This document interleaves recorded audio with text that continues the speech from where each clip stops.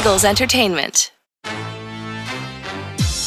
With the 12th pick in the NFL Draft, the Philadelphia Eagles select.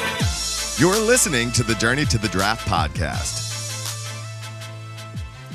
Welcome to the Journey to the Draft podcast. I'm your host, Fran Duffy, and we're going to have some fun today on the show because we are going to be breaking down wide receivers. Myself, Ben Fennell, Dane Brugler, right on Draft Buzz. We're going to go through some of the top receivers. Who are the best at the catch point? Who are the best technicians? Who are the most versatile? Just a couple of the multitude of categories we will go through to break down this receiver class right at the top of the show. We'll talk about some players that maybe viewed as safe in this class are certainly full of uncertainty. Next up, we're going to go on the clock, the return to this segment, really for the last time before the NFL draft. We're going to pick three random players for three random teams in three different parts of the draft. So the Washington football team, the Jacksonville Jaguars, the Seattle Seahawks, they are all on the clock for myself, for Dane, and for Ben. Make sure you stay tuned for that segment. After that, we're going to go to the blueprint, and this is going to be a little bit of a different spin on this segment because typically I welcome in a guest. We go through draft history and just kind of bounce around at some of the different team building philosophies with a given team. Well, recently I was happy to join John Schmelk over on the Giants Huddle podcast, and we would go through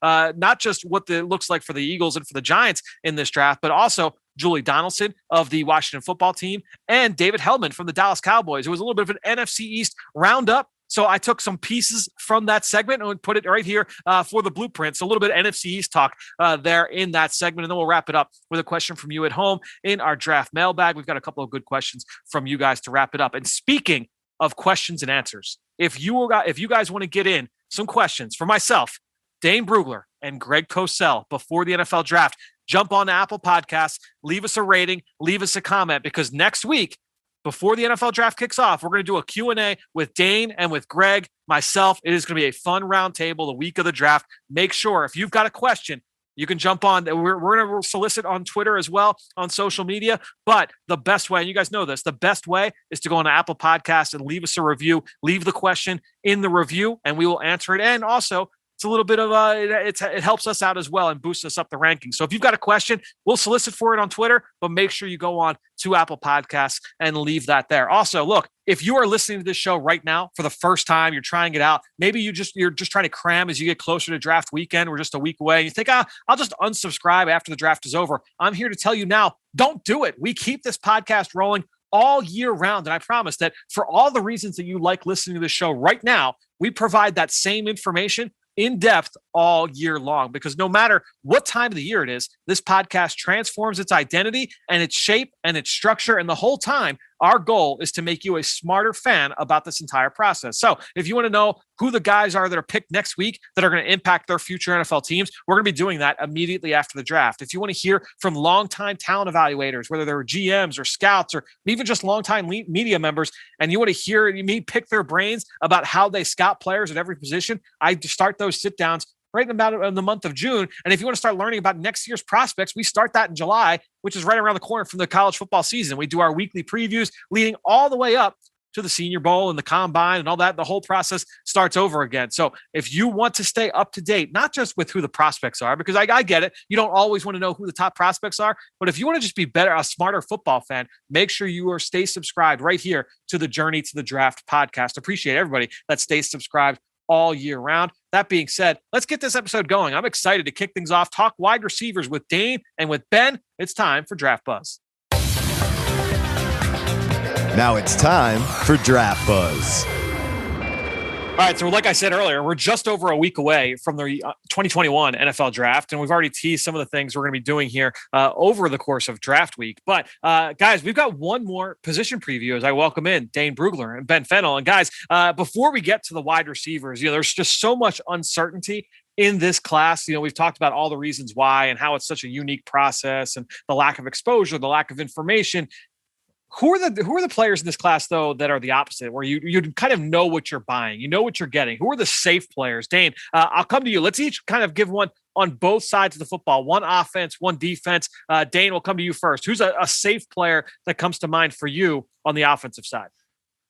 I'm going to go with, and it feels weird because he was an opt-out, so there's a little bit of uncertainty there. But in terms of a safe player that I just feel really strongly about, I'm going to go with Rashawn Slater. Penei Sewell is my top tackle. and a big part of that is the upside that he offers for being such a young player and the natural talent. Slater, I just feel like I have a good idea of what I'm getting. And I think he's a tackle, but worst case scenario, I think he's going to be a dynamite guard, interior offensive lineman, 6'4", 305 pounds, really good athlete, smart player. There's just a lot there that I think I'm working with. And so even if I want to move him inside, tackle, guard, I just feel like his floor is very, very high. And I feel confident about there not being many surprises with Rashawn Slater. Even though he was an opt-out, I still feel good about it. I do feel like that's going to be a consistent theme with the players that we bring up. It's like, all right, like even if the guy fails, if he doesn't live up to the draft slot, you still feel like you're getting, a valuable player, a guy that can do some things for you, whether it's on offense or on defense. Ben, let's come to you. Who's a guy that kind of strikes that chord with you on offense?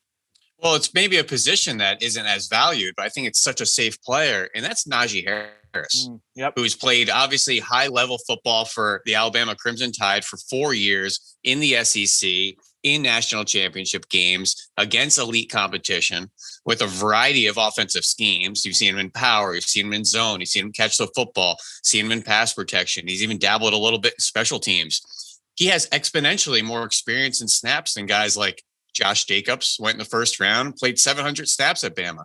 Najee Harris has played 1,500. Even Derrick Henry only played just a sniff over 1,000. So this is an experienced guy in a variety of schemes that's good on the field, off the field.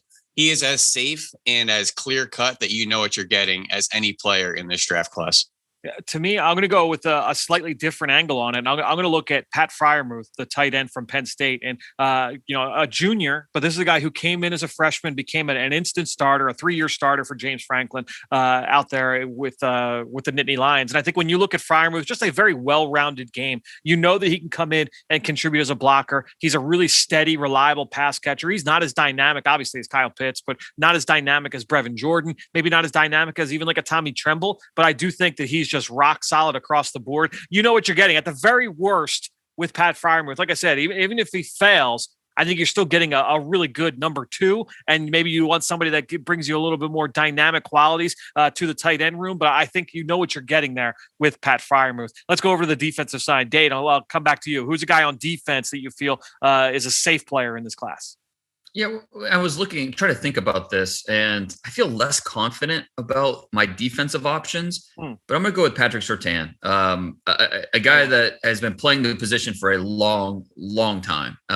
When you consider his bloodlines, the way, that he grew up around the game, goes to Alabama, and he starts from day one for Nick Saban. And he was productive. 41 career games, he allowed 4 touchdowns. So, I think there's some parts to his game that maybe suggest he'll never be a top 5 to 7 corner in the NFL. Like, I don't know that he necessarily has that ceiling, but I think there's a lot that suggests he's going to be just a really quality starter for a long time, both, with the athleticism, his mental makeup, the way he never panics. There's a lot to like there about just how his game is going to translate. So, press, he's going to play zone. He could just do a lot of things. He could probably move the safety and do the Minkah Fitzpatrick route, and I think he'd be fine. So if I'm going to pick a high floor defender, I think the Patrick Surtain is a name that I settled on. And there's something to be said for the guys that have the high floors and the high ceilings, and I think we all know that Patrick Surtain obviously has a high ceiling as well. Ben, let's come to you. Safe guy on defense.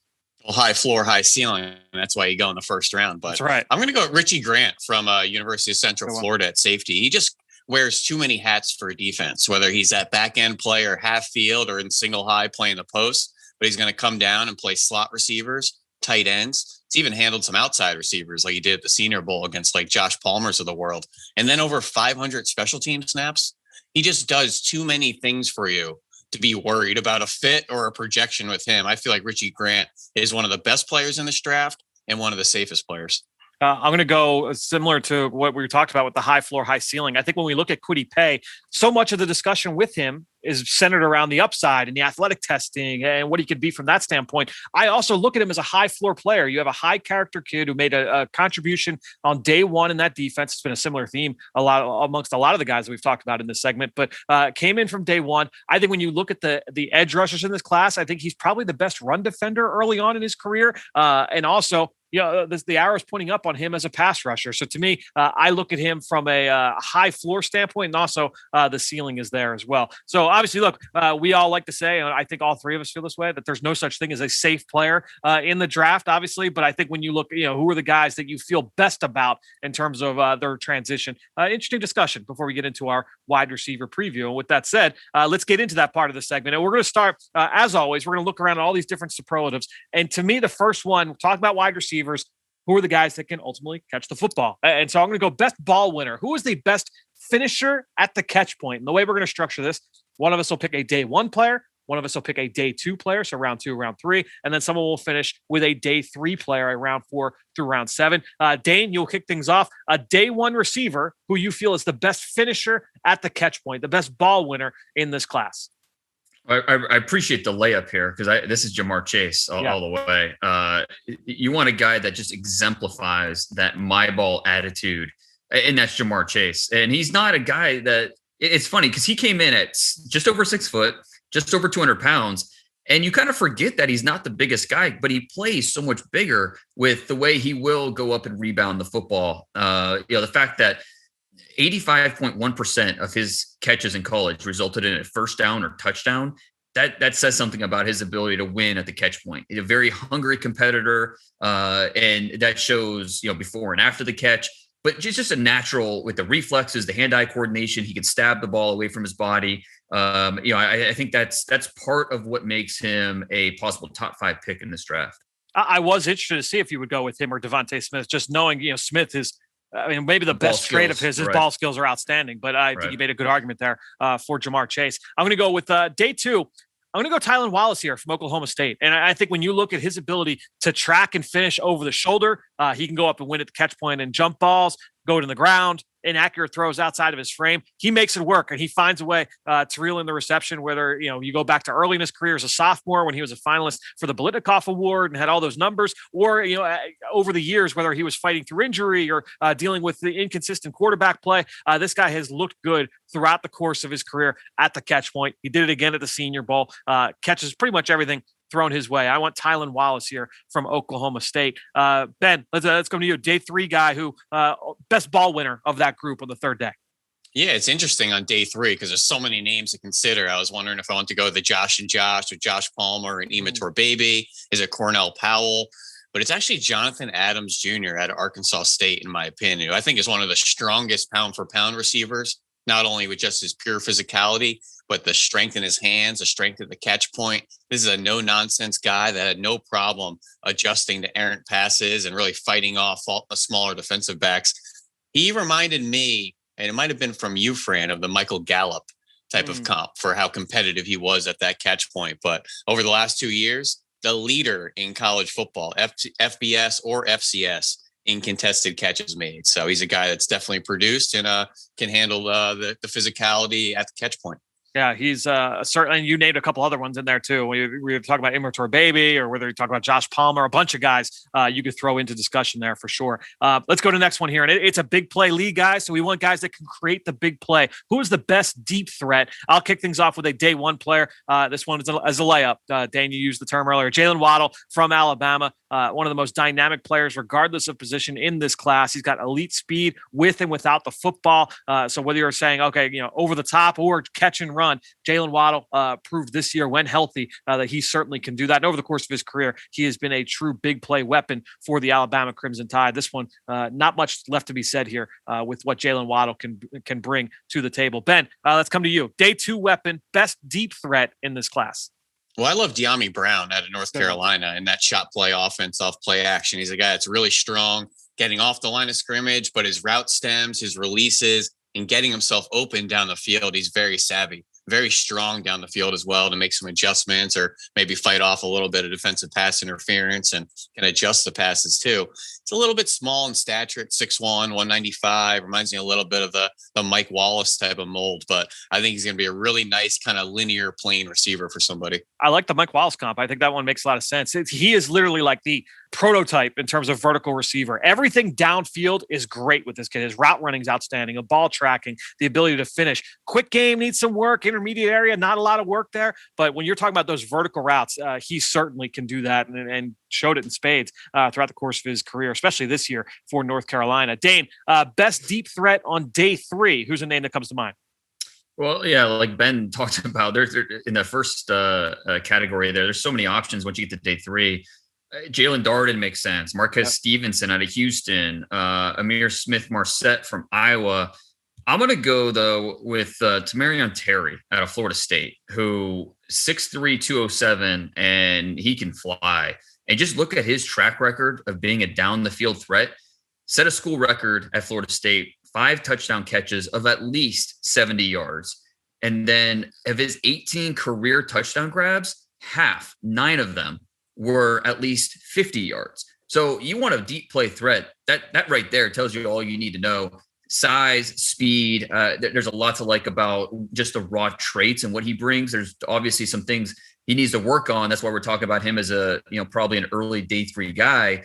But I think that he has, if he can improve on some of the reliability of some aspects of his game, he could be a more dynamic version of, say, like a Marquez Valdez-Scantling, that type of player, just more dynamic with his speed, just a size speed element. So Tamarion Terry is my choice here. If you've never watched a snap of film of Tamarion Terry, I mean, just under 6'3", crazy wingspan, 33.5-inch wingspan, runs 4.44 at that size, over 200 pounds, and averaged 18.8 yards a catch. That just kind of paints a picture of the skill set that he brings to the table. Let's go to the next category here. Best technician. So basically the way I wanted to kind of paint this, best at beating press coverage and in creating separation mid-route. So route runner, beating the jam. Who's the best technician?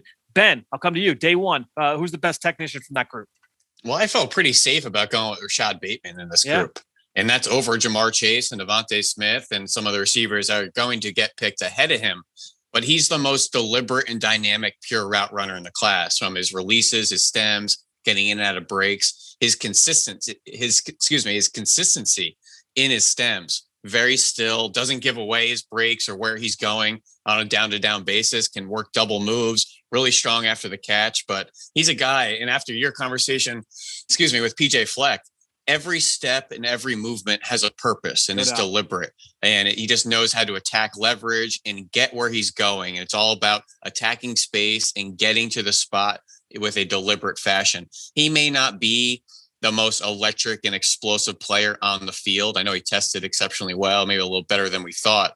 But his route running is what gets him open and what he's going to do in the NFL. I've been referring to an interview I did over on the Eagle Eye in the Sky podcast with PJ Fleck. He compared Rashad Bateman to Corey Davis and some of the, and other receivers that he's coached in the past and just what he brings to the NFL. So you can go find that if you're interested in learning more about Rashad Bateman. Dane, let's go to you now. Day 2, best technician in this class. I struggle with 2 guys here. I'm kind of debating. I'm still debating which one I want to go with.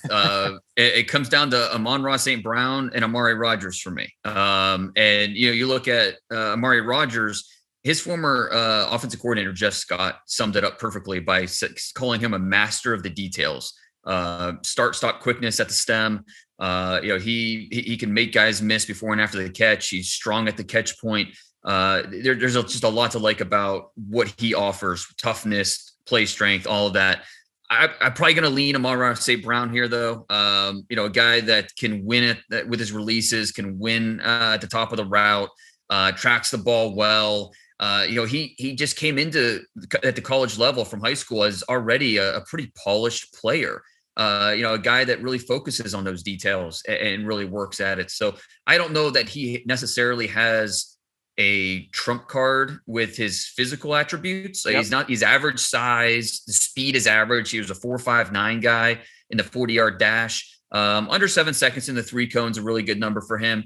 But I think that, he's a guy that, the polish is really what's going to help him separate him once he gets to the next level. Yeah, I would have definitely agreed with you that Amon-Ra St. Brown would get the nod there. I will say Amari Rogers really won me over with his route running and ability to get off a jam at the Senior Bowl. I thought he did a really good job in that area down there in Mobile. And I would say the same thing about my two guys here for day 3. And it's one of them is Rogers' teammate from Clemson, Cornell Powell, who really came on late bloomer, only 1 year as a starter, this year as a senior, but big-bodied kid who can get off a jam, can carve up corners, create separation for himself, and he's got some length as well. But just talking about just from a pure technique standpoint, I thought Cornell Powell was a guy who really stood out to me. And then another one, similar kind of body type, Des Fitzpatrick from Louisville. His career, his best year was as a true freshman with Lamar Jackson, but you still, throughout the course of his career, you could see a guy who knows how to win at the top of the route stem, ran a full route tree, can get off a jam, understands how to win with multiple releases. I think that Des Fitzpatrick, Cornell Powell, day 3, they have those skill sets to come in, and maybe they're not top end Pro Bowl players. That's probably not their overall ceiling. But I do think that they can come in and contribute early on because of that technical skill set. All right, guys, let's stop the day 1, day 2, day 3 delineations here. Let's just kind of open it up. Most versatile, obviously, with the way that offense is played now, all the different jet sweeps and quick throws, RPOs. You like guys that have versatile skill sets that can be used in lots of different ways. So, Dane, I'll come to you. Who's the most versatile receiver in this class in your mind? I'm going to go with Kadarius Toney. You watched just how he was used in that Florida offense across the formation, backfield, out wide, slot, special teams. He became the featured punt returner this past year, had a touchdown, returned kicks. You want him to throw passes? Okay, the Florida coaches say he has the strongest arm on the team. High school quarterback who can sling it a little bit. But really the bread and butter of what he offers comes down to his start-stop athleticism, just how dynamic he is to get open and then create. It's something special. So you're going to try and scheme ways to get him open. There are times where he freelances way too much with his routes, and that's going to be something that is going to be a point of emphasis once he gets into the NFL. But when you have his combination of athletic traits and just instincts with the ball in his hands, and even without the ball in his hands, he just has a knack for getting open or creating his own separation. So with the ways you can use Kadarius Toney, I'm going to go with him for most versatile. Yeah, I'll rebound off you and go with a similar player and a similar bucket in this class. That's Rondale Moore from Purdue. Obviously comes in a more compact size, 5'7" even, but he's short, but he's not small. This is a thickly built kid who's explosive and powerful and urgent as an athlete, can be used out of the backfield. Shallow crosses, a lot of, when you watch how he was used at Purdue, everything was close to the line of scrimmage. I think you go back to early his freshman film, you could see him used over the top at times. They'll throw him some goes and some fades and some post routes. But I think overall, a lot of it was quick throws. Let's get the ball into this guy's hands and let him work. I think when you look ultimately at his skill set, yeah, he's going to be a gadget type player for you. What else can he be? Rondale Moore has shown that he can be a 3-level weapon in the NFL. I'm excited to start at the college level. I'm excited to see what he could do at the NFL level. So Rondale Moore certainly would be a candidate for most versatile. Ben, who's the guy that comes to mind for you when you think about versatility in this class? Well, it's a deep slot group. It's a deep slot back group. Honestly, throw a dart. You want to talk Smith-Marset or D. Eskridge. Amari Rogers took handoffs at his pro day. He looks like a running back there. He's going to do that stuff to the next level. But Amon-Ra St. Brown, I've been saying all fall, has some of the most diverse production from a receiver. From inside, outside, all 3 levels, yards after catch, double moves, winning at the catch point down the field, adjustments. And then if they need to in a pinch, go put him in the backfield or run outside zone, where he had a 30-yard touchdown against Colorado in 2019. He's a guy you just cannot find enough ways to use and to implement to the offense to get the ball in his hands. He's a really good-looking athlete. I don't care about that 40 time, but he's a really, really versatile player. He's a guy that I really like. I think I'm a little bit higher on him than most people. And I'm glad that he is the first repeat, person that we've named here in this segment so far. So I'm glad you named him as most versatile. Let's go one more category, guys. Player comparison. Ben, I'll bounce right back to you. Who's a guy when you look at this class, you say, yeah, I really see an easy transition, an easy comparison for a player that has had success in the NFL? Well, Amir Smith-Marset out of Iowa has been getting some buzz here in the offseason now that we're digging into his traits and what he can do. They had some quarterback issues there. If he was in that crimson and silver at Ohio State, we're talking about a Ted Ginn style of player. I think he's going to be a much better pro. And the low-hanging fruit, everybody wants a Devonta Smith comp. go to Isaac Bruce coming out of Memphis. Also 6 foot, 175, not a blazer, and comfortably, had a nice 12, 15-year career, or even late into his career, was an absolute workout freak and would always blow past the young kids in rookie camp. Absolute workhorse. So Devontae Smith, Isaac Bruce, a little bit of a throwback. Amir Smith-Marset, Iowa, a lot of Ted Ginn in his game. I like that. All right, Dane, let's come to you. Player comp that stands out to you. A few that I really like: Amari Rogers and Deebo Samuel. I really like that with the play strength. Jalen Darden and Jakeem Grant. I like that one as well with the lack of size, but they've got some juice. I'm going to go with Tutu Atwell and Marquise Brown. The size, the lack of size, that makes it a fit. Also, just the speed. It really makes an interesting draft conversation with Tutu Atwell because, Marquise Brown obviously went in the first round, but should he have, as we look back and you look back at his impact, his production, and you could argue maybe he probably shouldn't have. And, but where do you draft a player like that? And I think it'll be the answer different for every single, organization and their roster makeup and where they are, with the roster management in their wide receiver room. But a guy like Tutu Atwell can absolutely help you with that type of speed. But the lack of size, some of the reliability issues are going to be a problem. But, is a team going to try and, really dig in on that speed and what that can mean for their offense early in the top 50? Or is it going to be more of a third round guy? So it really makes it interesting when you have a player that's similar, like a Marquise Brown, who has a lot of similar attributes, but you kind of question, okay, what's his true value when it comes to the draft? I mean, he was listed 190. He came in at 155 at the pro day. That's lighter than any receiver drafted in the last decade. I'm not sure when the last time there was a receiver that was sub 200 or sub 160 drafted. He's an outlier for sure. And that's the thing. It's like, we talk about Devontae Smith's weight. I mean, he's 15 pounds lighter than Devontae Smith reportedly. Smith didn't officially weigh it, but it's wild just how small he is, but he is certainly dynamic. And where did they get 190 from? I mean, that's right. I mean, he was 170 or 175 as a sophomore listed at, and they bumped him up like 15, but he didn't look it. So 35-pound difference. 190 to 155 is not even close. He's certainly small, but he is an electric player for sure. So I am interested to see ultimately where he ends up in this class. For me, I'm going to go with Rashad Bateman. And he's another guy when you talk about like the height, weight, speed stuff, the measurables not quite matching what he was listed at, Rashad, and that kind of changes the math when you're looking at player comparisons. And Ben, you and I talk about this all the time. If you're comparing a player from college to the NFL and the measurables are completely off, you're saying, oh, well, player A is just like player B, except he's 3 inches shorter and 20 pounds lighter. Well, that comparison doesn't really hold up all that well. When you look at Rashad Bateman, he was listed at like 6'2", 6'3". He was listed up, over the north of 200 pounds, 205 pounds. So I'm watching him on film and you see the technical proficiency. You see just, how he's able to win. I'm like, this guy looks like a Michael Thomas. He looks like an Allen Robinson. You look like Corey Davis. Like he looks like those kind of players. But then he checks in at the pro day and he's just over 6 foot. He's 190 pounds. Now, part of that was due to the fact that he actually had COVID over the course of the summer and early fall and has struggled to kind of get that weight back up to that point. But still significantly smaller than where he was listed. So now I'm like, all right, at this frame with the way that he wins, and then even factoring in how he tested, like you said, he tested a little bit better than people imagine. I'm like, all right, well, what about a Stephon Diggs? What do you guys think of that? I mean, do you feel like Rashad Bateman can compare favorably to a Stephon Diggs when he was coming out of Maryland? I think that's fair. Yeah, the sharp route running and the size profile, I think that fits. Right. Athleticism wise, Bateman's interesting because I don't know that he necessarily always plays up to what he runs and tests, where I felt like Diggs maybe does a little bit more. But I mean, you can't deny what Bateman did at his pro day in terms of the 40 and the testing number. So that might be the high end comp, but it makes sense. Yeah.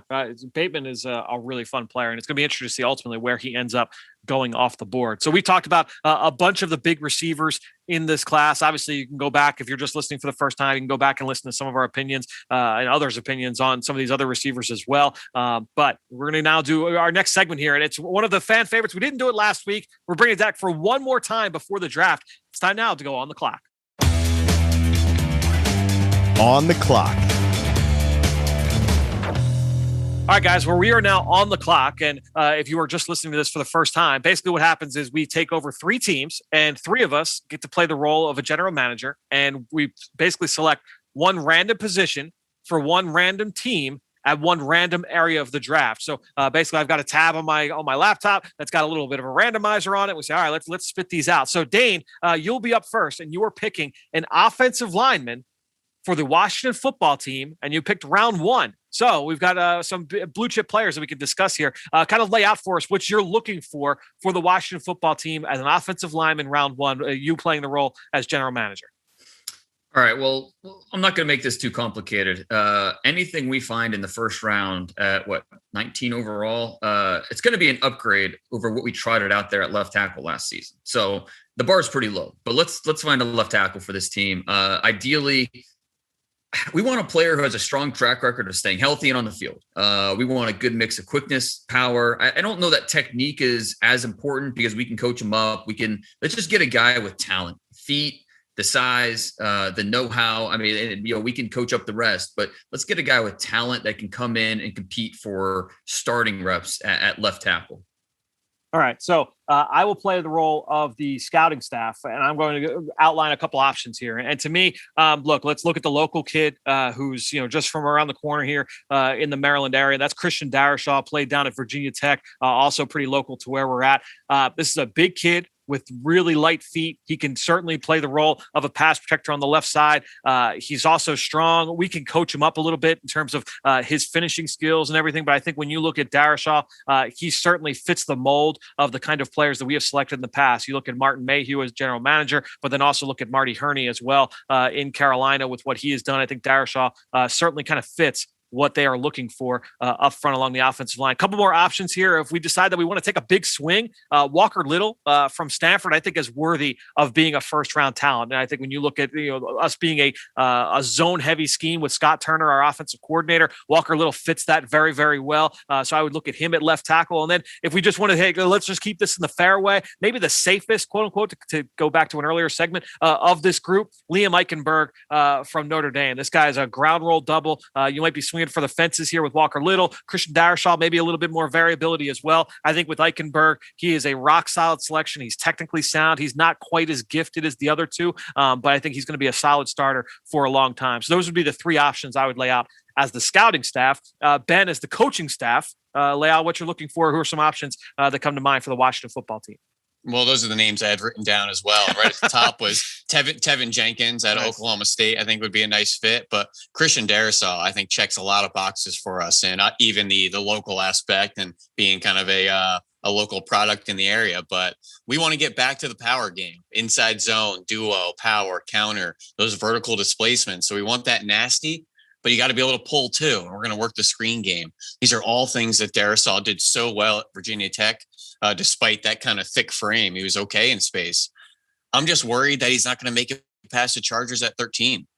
If this is a real pound the table spot after the Eagles pick at 12, I might be trying to maybe make a little magic here with one of those teams earlier, maybe a couple picks to make sure we get Darrisaw if he doesn't fall to 19. It'll certainly be something interesting to follow there. Dane, you're the general manager now. You're playing the role of Martin Mayhew. You've got the players at your feet. Who are you selecting here? You guys sold me on Darrisaw. I mean, I think that makes a ton of sense in the world. Track record of staying healthy. Get Walker Little out of here. Come on. No way. But no, what is our backup plan if Darrisaw is gone? Do we feel good with Liam Eichenberg that early? Do we think Tevin Jenkins can play on the left side, or is it Darrisaw or bust here if we're looking for a left tackle at 19? It's a good question. Ben, I don't know your thoughts on it. To me, I think that Eichenberg is perfectly fine at 19. I think that you could see other tackles that have been of his skill set, and his talent level that have gone off the board in the middle of round 1, and no one's really blinked an eye if they've turned out. If Liam Eichenberg reaches his ceiling as a solid to good starter, no one worries about the fact that he went 19 instead of 42. I think that's not really concerning at all. I thought Eichenberg would be a little bit more of a outside zone scheme fit. I kind of liked his quickness off the ball, particularly on the backside. I wonder if we could kind of hedge our bets, go elsewhere, and maybe come back around and get like an Alex Leatherwood in the second round that I think won't fit at the tackle for everybody, but I think what we want to do, Leatherwood would be a nice fit there. So as far as backup plans, maybe Tevin Jenkins there, Eichenberg, or maybe go elsewhere. I do think that that's an interesting discussion that teams will be having if this scenario pops up, Dane, is, hey, Darrisaw goes off the board. Would we rather have Liam Eichenberg and then whatever we're left with in round 2? Or do we say, all right, let's take a better player and then gamble about what we want at a bigger need when we get a little bit later in the draft? Yeah, that's a great point. And I mean, who knows? I mean, maybe we have to even consider Alex Leatherwood at 19 because, he might not even make it out of the first round. It's tough with these tackles. So let's just cross our fingers that Christian Darrisaw will be there because I think he'd make a ton of sense at 19. You think he's got a shot at going off the board before this point, Dane? In my mock draft, I put him at 17 to the Raiders. That right tackle they're missing with Trent Brown no longer there. So I think Chargers at 13, probably the highest he would go. The Chargers, as they stabilize that offensive line, it would make some sense. But offensive line is always tough because tackles, the good ones usually don't last. So I think it'd be maybe a little bit of a coin flip whether or not he makes it to 19 or not. All right, well, let's go to our next team here. Ben, you are going to play the role of general manager. You are Trent Baalke for the Jacksonville Jaguars. Your position, off-ball linebacker, and we're looking in round 3. So the third round of the draft, linebacker for the Jacksonville Jaguars. Ben, outline what you're looking for here as Trent Baalke.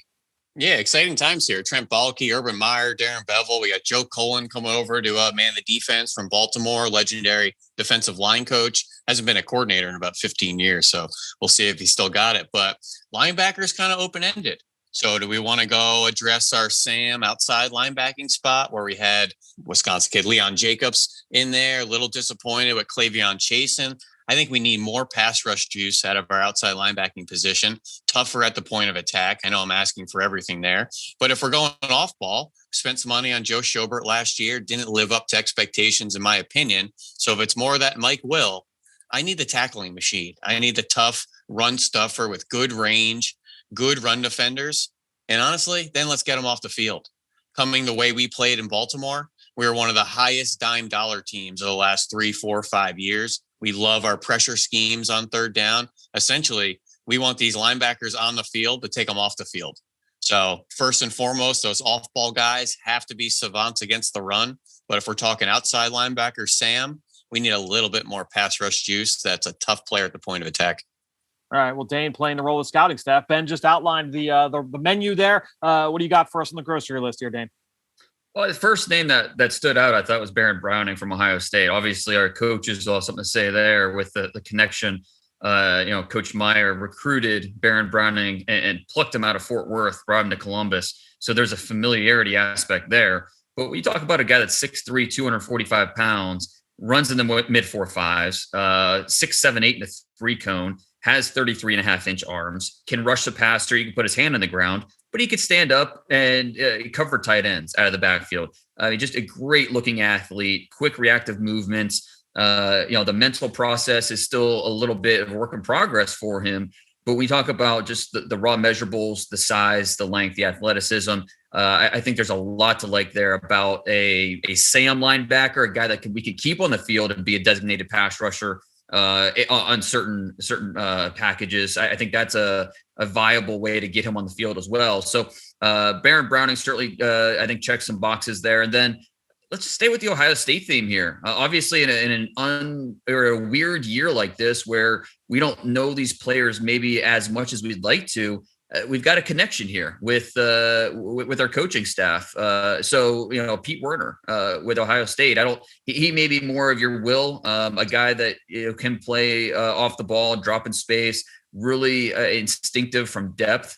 Reads run pass quickly, and trust what he sees. He shows range on film, resets his eyes quickly and makes plays. So Baron Browning, Pete Werner, I think the coaching staff will be pretty excited about those two names.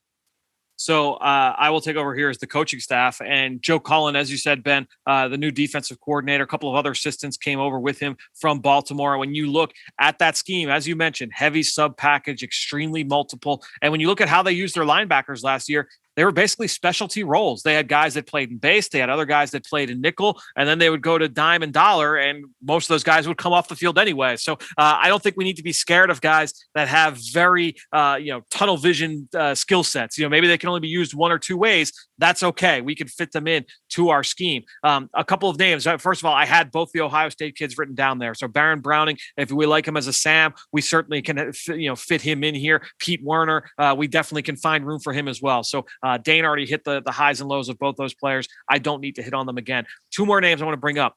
First up, Derek Barnes from Purdue. This is a player that Urban Meyer's familiar with in the Big Ten. He's got versatility. He can come down and put his hand in the dirt and get after it as a pass rusher if we need him to. But ultimately, you watch the way that he attacks the line of scrimmage in the run game. He's instinctive in pass coverage. I think that he kind of fits maybe like a Malik Harrison type style for us. Not only did we have him in Baltimore, but also Urban Meyer had him at Ohio State. And I think Derek Barnes can fit that kind of a role. And then also, when I look at Trent Baalke, he comes from San Francisco, and they took plenty of medical risks, chances on guys that had injury histories. And so when you look at like a Chaz Surratt coming from North Carolina, this is a guy that I don't think would worry us. He also is kind of similar to Patrick Queen in terms of overall skill set. I had him last year, Joe Cullen, over in Baltimore as well. So Chaz Surratt, if he were to fall around 3, would make sense. Derek Barnes, I think, makes some sense. And I would throw the 2 Ohio State kids in there as well, Werner and Browning. Yeah, that's a great hopper of names. And I'm sick of the multiple tools. I want more of a versatile player that can be more of a fixture of the defense. Man, my eyes and ears lit up when you said Baron Browning, my connection to Urban Meyer. I feel like we're hedging the bets somewhere between Leon Jacobs, which is an undersized, lacking length Sam. We got him in the 7th round a couple years ago. And then Cle'Veon Chason, who's the string bean we got in the 1st round. We're going to kind of merge them together and get Baron Browning right in round 3. I think that's kind of the best of both worlds of both those prospects. A guy that I don't see we have to take off the field a whole lot. We want to go sub, nickel, dime in the dollar. We're just going to rush him off the edge. And I think he's a guy that could be a little bit more of a mainstay at that linebacker position. All right, well, let's go now to the next one. And I will play the role of John Schneider out in Seattle. I'm picking for the Seahawks a tight end. Early day 3. So we're going like round 4, round 5 here. And basically what I'm looking for, look, Pete Carroll is still the head coach. Run game is going to be important. So this is a player that cannot be a liability in the run game. He's got to be able to find some way to help. So whether he's an inline player or if he's more of a wing or a fullback and a guy that can insert and be used on the move, that's fine too. But you need to be able to help in the run game. Number 2, we look for height, weight, speed athletes. That is always important to us. So we like tight ends. All of our pass catchers, honestly, that can be used on deep crossers, over routes. That's been the basis of our offense, especially off play action. So to me, guys that can get vertically down the seam, that can be used on those crossers, those linear routes. I think that certainly would fit well with us. Always going to factor in the toughness and competitiveness factor. I think that goes with the run game. So we're looking for tough guys. And then brownie points for guys that, maybe we're seen as big time recruits or maybe have unrealized upside. So those would be the things that I'm looking for as John Schneider. Ben, you are the scout. Give us what we're looking for here. Yeah, a couple directions we go here. Early day 3. So we're talking round 4, round 5. Maybe that's Pro Wells at a TCU, has really good size and a thick frame, 6'4", 250. Maybe not an A in receiving or blocking, but a nice B minus in both. And I think that's what you want to take on a day 3 type of project. Briley Moore is an interesting player. Reminds me a lot of Dustin Keller that came out of Purdue several years ago. Kind of a stiff H-back role, but he's a really tough player. He's going to be able to block well on the perimeter, get open off play action. But the guy that I think is in the right ballpark here for us, several years earlier, we took Nick Vannett out of Ohio State in round 3. I see a similar player in John Bates out of Boise, but more in the round 4, round 5 range. A guy that very athletic, very tough, experienced blocker, minimal production, minimal buzz, just because he wasn't featured in that offense at all. She went down to Mobile as a late call up to the Senior Bowl and seemed to be more than willing to mix it up with some higher level prospects, particularly in the run game. I think his best football is ahead of him. And there's some interesting options and kind of a lesser tight end class. And there might be maybe a Scooter Harrington out of Stanford, maybe a Luke Farrell out of Ohio State. There's a lot of interesting guys here that I think day 3 tight ends, there could be some surprises. Maybe Matt Bushman, who's 25 years old and ready to play. A lot of teams want tight ends that can contribute early without the developmental curve. So a couple options there for us. All right. I like it. So Dane, let's go to you for coaching staff.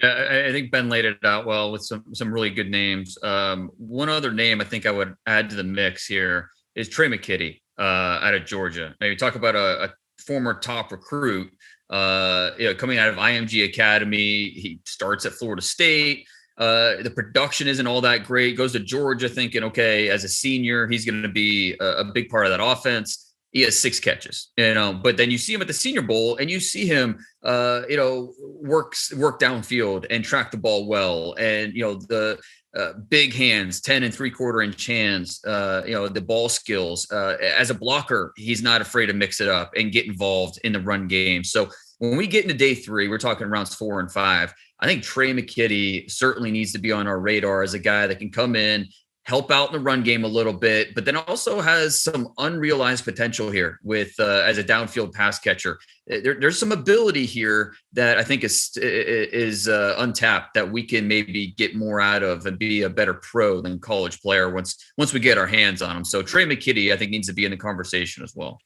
I'm going to be honest. You guys really nailed it with those two big ones in particular. Dane, I thought you made a really good case for Trey McKitty. I think he definitely fits the Seahawks profile. Ben, John Bates is a player that I think also fits the profile, and he checks a lot of the boxes. I'm ultimately going to go John Bates. I do think that when you look at the profile of both players, that certainly matches. I think where Bates gets a little bit of the edge, he is a proven core special teams player. And I think that is certainly something that can serve as a little bit of a tiebreaker between the two guys. Both guys went to the Senior Bowl. Both guys have athletic profiles, limited levels of production. But I'm going to go John Bates here. Good group, though, for sure. Certainly in that area of the draft. Well, guys, this is our last one doing that segment just like that. But this was a lot of fun. We'll probably do this again next offseason, trying to do something similar. But that was a good idea. And Ben was the one who kind of originated that. So we'll get back to doing that. But next week, we've got a lot of stuff planned for both of you guys. Excited for the draft to finally be here. Ben, Dane, thanks for joining us once again here on the Journey to the Draft podcast. Compassionate and trusted care. Clinical expertise. It's the cornerstone of NovaCare Rehabilitation and why they're the leading provider of physical therapy throughout the Delaware Valley. Don't let aches and pains or any injury slow you down. Schedule an appointment today at NovaCare.com. The Philadelphia Eagles choose NovaCare, so can you. NovaCare, the power of physical therapy. All 32 teams are always under construction. How are they being built? Let's check out the blueprint.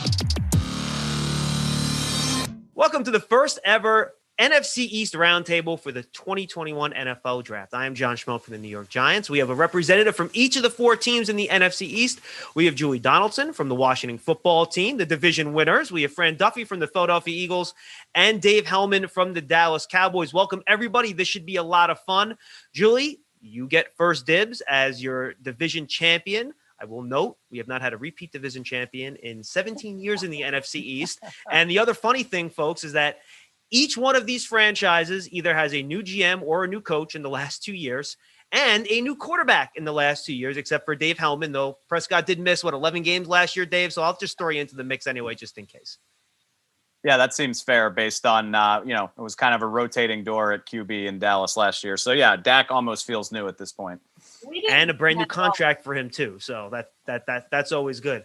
So, Julie, I guess let's start with you. I guess the outside thought heading into the draft for Washington is still trying to figure out quarterback. Is that more outside noise than inside reality, or is that what the main focus is down there?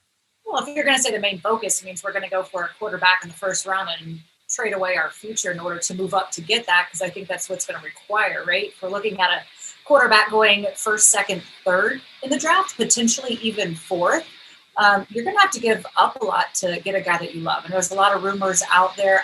I tend to think they are just rumors. Look, we brought in Ryan Fitzpatrick. You understand he's in his 17th season. He's not the long-term answer by any stretch of the imagination, but he buys you time. He brings a little bit of stability. This team is very young, and I know this coaching staff really wanted to bring in. They love what Alex Smith offered these guys. They wanted to bring in somebody that had that same kind of presence in the locker room to kind of help coach, mentor the young guys up. And then when they find the right guy, to be able to plug him in place, as opposed to when Coach Rivera last drafted a quarterback, Cam Newton, first, you had to build everything around Cam Newton, right? Wants to put the pieces in place. If the right QB is in front of them, give them that chance to grow. But I don't see that happening in the first round. Maybe there's a gem where somebody you can steal in the second, third, fourth rounds and kind of groom and grow up. But I don't anticipate us trying to chase any of you guys like Cowboys. Like you said, Dak's fine. We didn't mind seeing your quarterback shuffle last year, but we do want to beat the best. We have to go up against you with Dak if we are going to do that and keep the crown. And then I think, QB is going to go to Philly, right? What are you guys doing over there?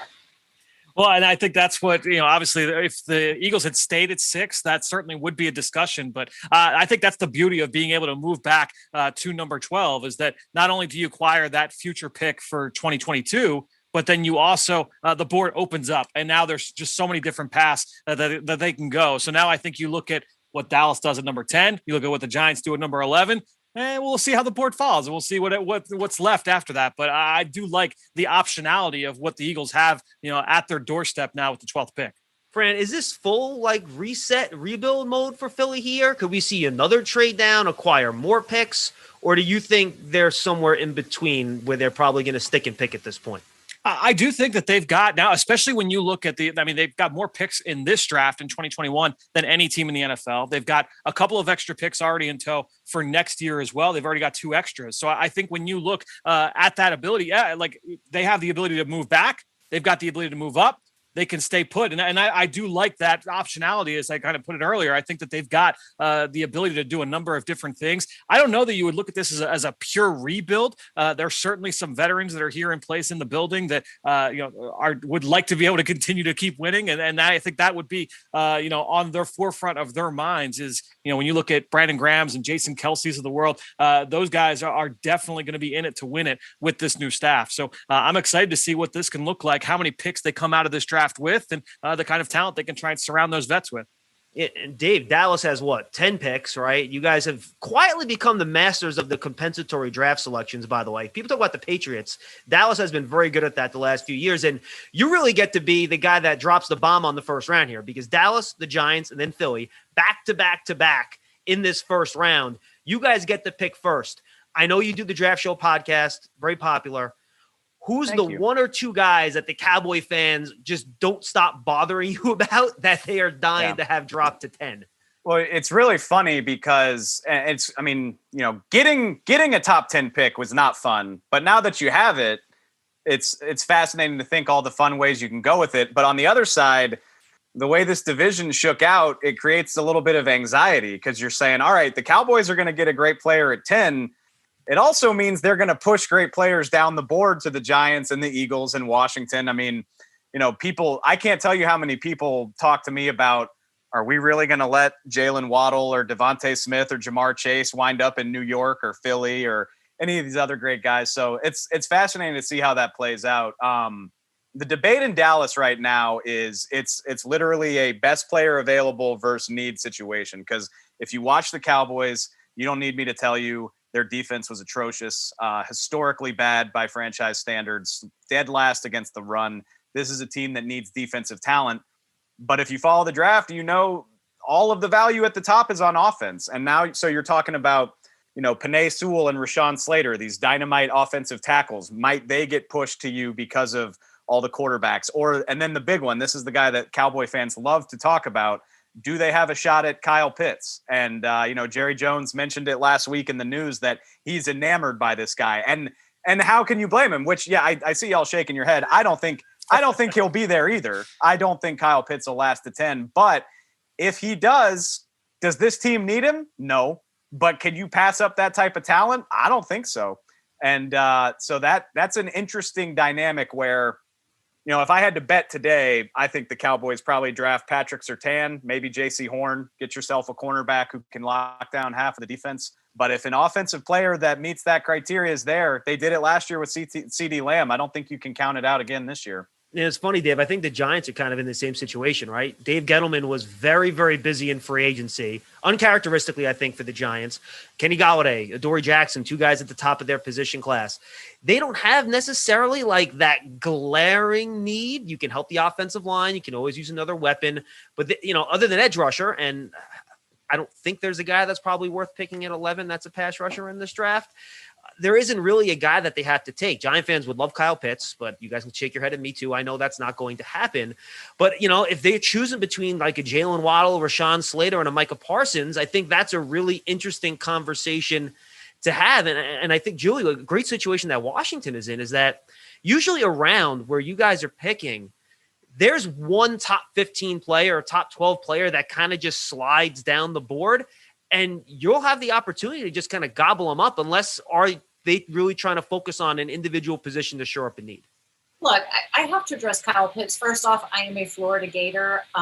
He was so much fun to watch on Saturdays. Like, there was nothing he couldn't catch. And you see his measurables at the combine, you realize, he's a generational freak of nature, that guy that no team can really pass on him.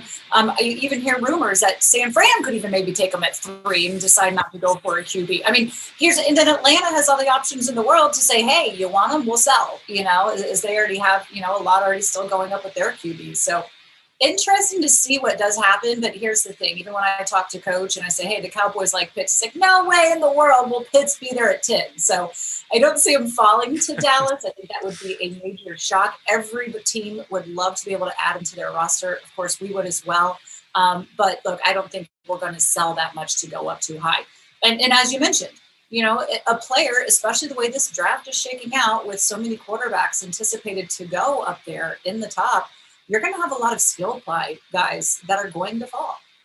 We definitely have a lot of areas of need, but this team feels that they addressed quite a few of those in free agency. They like bringing Curtis Samuel, Adam Humphries to kind of give them some weapons on offense. They really like the addition of Will Jackson III from the Bengals because that was an area that we needed, to add to cornerback or secondary.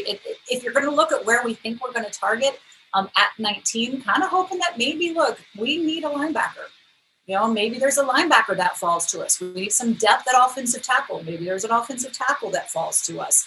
But I think the big thing for this position at 19 is really kind of seeing first off what all three of you guys do and the few moves ahead of us to see which way do we adjust and then go from that, which is going to make it really interesting at 19. Yeah, and I think the interesting thing, and I'll just leave this open to the field, take it whoever you like. When do you think the first defensive player is going in this draft? I mean, if you talk about some the receivers that are out there, it might not be until 8 or 9 potentially. It might not be till Hellman goes. Maybe 10. Yeah, it's possible. It's interesting. I mean, I think I agree with that. Detroit seems like a possibility just because, again, with a new coach and a new GM, you can never be sure how they want to, build their blueprint, what they prioritize. With Jared Goff coming in, it's, losing Galladay to the Giants, it seems like they could probably use help at receiver. I don't think you could rule that out. But yeah, I mean, the top 5 or 6 picks, it's hard to think about anything but offense all the way through. And that's, I would pray for Kyle Pitts to be there, and I'm not banking on it. But even still, it's interesting to think though, I mentioned Rashawn Slater and Penei Sewell. It's going to be interesting to see how people value this stuff, especially if you do have defensive needs. I mean, it's funny, like Patrick Surtain almost kind of gets undersold because all of this offensive talent is so great. It's like, he is a good enough player to be a top 5 or 6 pick. It just so happens that there's so much offensive firepower in this draft. So yeah, I would think maybe 7, 8, 9, maybe 10, but I don't think that's a knock on the defensive players in this draft by any means. John, I feel like we need like a ticker or something to keep track of how many times Dave thinks that Kyle Pitts is going to fall to number 10. Yeah, just keep speaking it into existence, Dave. Maybe you got a shot. You guys can laugh all you want, but you didn't think CeeDee Lamb would be there at 17 That's either. True. That's fair. That's fair. To me, I think the lowest a defensive player has gone in the draft was Champ Bailey, and he was like 6 or 7 going down to Washington. It really seems like that record's going to be broken, right? It really feels that way. When you look at how this is going to shake out, obviously the quarterbacks have a big, have a big part in that. So yeah, I got to think that it'll be, close to 10 or right around when Dallas picks, when that first defensive player goes off the board. The other fun part about this class, and I think it's a rare class, I like last year's top of the O-line class better because I thought there were 4 guys that were just as good as the top 2 guys in this group.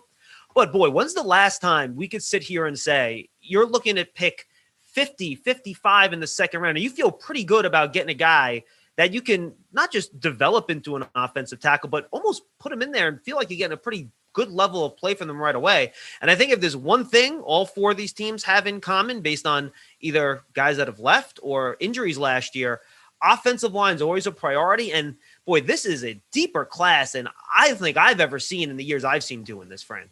Yeah, to me, like it's going to be really interesting to kind of watch how that plays out on draft night, because when you look at offensive linemen just over the last few years, we've seen a lot of them go earlier than people may have thought. You know, you look at all the mock drafts and all the analysis in the months and months leading up to the draft, and then we get to day one and guys go off the board at 22 and 24 and 27 that maybe aren't viewed as long-term Pro Bowl players. But if you are viewed as a solid starter at offensive tackle, that is a very valuable commodity. So I kind of wonder, you know, we talk about, oh, you know, you can get to round 2 and take your tackle. And I feel like Washington, Julie, you guys are a great example of that. Oh, they can wait to take, they can go and get a tackle in round 2 or round 3.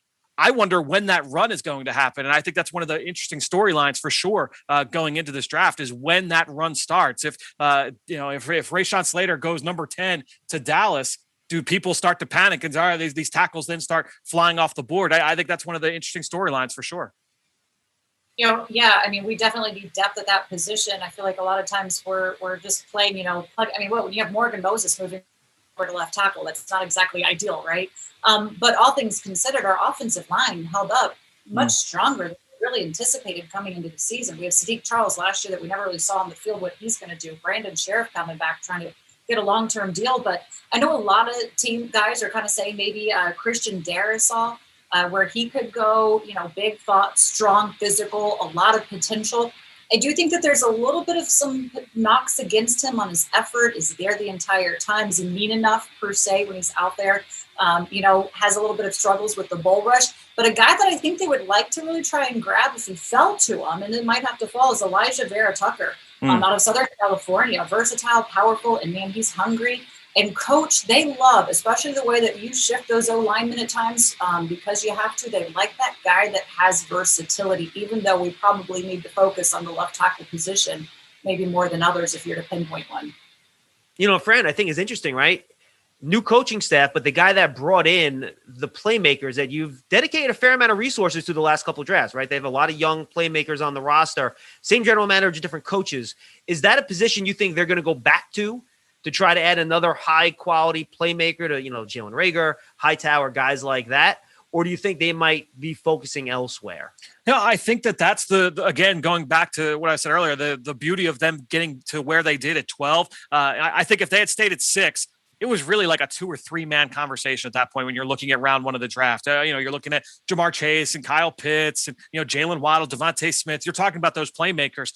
Now, if one of those guys falls, that's great. If one of the corners falls, that's great. If one of the offensive linemen, if they want to go to a different position, defensive end, linebacker, all those options are on the table. I think that with 11 picks, it would shock me if they didn't address a bunch of these positions. But I think the beautiful part of it is, too, they took 3 receivers a year ago. They took Jalen Reagor. They were able to pick John Hightower, Quez Watkins on day 3. All of those guys got to see significant reps due to injury here in 2020. They also got another guy off the waiver wire back in the summer, and Travis Fulgham, who had some outstanding moments through the year as well. So you saw a lot of young receivers come in. They were able to keep the receivers coach, Aaron Moorhead. He stays in, so you have some continuity in that room. So I'll be interested to see if they decide that they want to go down that path. I don't know that it's a necessity, though, and my guess is that they would feel that way as well.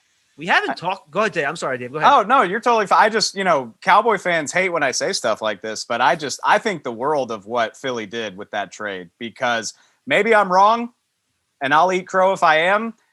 I don't think that roster is as bad as the record suggests that it was. And so you talk about, they're going to be at 12 where, maybe a Jamar Chase still somehow falls in your lap. Or even if he doesn't, you'll have your pick probably between the second best corner in the draft or maybe the second or third best receiver in the draft. And oh, by the way, now you have resources that you can use to address your quarterback position in the future if you need to. Or just stock up. I mean, if Jalen Hurts is the guy, you can stock up next year with all those picks. Like, I just think that was a fantastic decision on their part to say, we're probably better than we looked last year, but we can still build toward the future without having to give up a great draft pick. Everybody, thank you very much. I officially close the first ever NFC East roundtable. Everybody, enjoy the 2021 draft. Now it's time to hear from you, the fans, in the Draft Mailbag. Hope you guys enjoyed that discussion. Again, a little bit of a different spin on our Blueprint segment. Good stuff there from John Schmelk, Julie Donaldson, Dave Hellman. All three great, obviously, at what they do. Let's now get to a question here in our Draft Mailbag. And again, the best way to help us is to go on Apple Podcasts, leave us a rating and a comment. If you leave a question in the comment box, we'll answer it here on the show. And if you want to get on next week's Fan Q&A with myself, Dane Brugler, and Greg Cosell, make sure you jump on now. Get in while you can and get your question. We will answer every single question we get on next week's show. Let's get to this question here from TBKTHR, who left a 5-star review saying, appreciate you, Fran, for your knowledge and your passion. Question, what percentage of quality interior offensive line in the NFL were interior offensive linemen in college versus those that were college tackles who were then asked to move inside at the next level? It's a great question, TBK. So just looking at who the top interior offensive linemen are in the NFL. I think most people would say Quentin Nelson is the best guard. Yeah, he was a guard in the NFL or in college at Notre Dame. He was the left guard there. Now the left guard with the Colts. Some of the best centers: Rodney Hudson, Jason Kelsey. Those guys were centers through and through. Then you start looking around at some of the other best players. I think you look right here in the NFC East. We just got done talking the NFC East Roundup. You look at Zach Martin. You look at Brandon Brooks. You look at Brandon Scherf. All those guys were tackles in college that moved inside to guard in the NFL. You go maybe like another tier down, some of the other top interior offensive linemen. Joe Thuney just signed in Kansas City. Andrus Peat in New Orleans. Joel Bitonio's out in Cleveland. Roger Saffold down in Tennessee. Mitch Morse up in Buffalo. Ali Marpet down at Tampa Bay. Eric Flowers in Miami.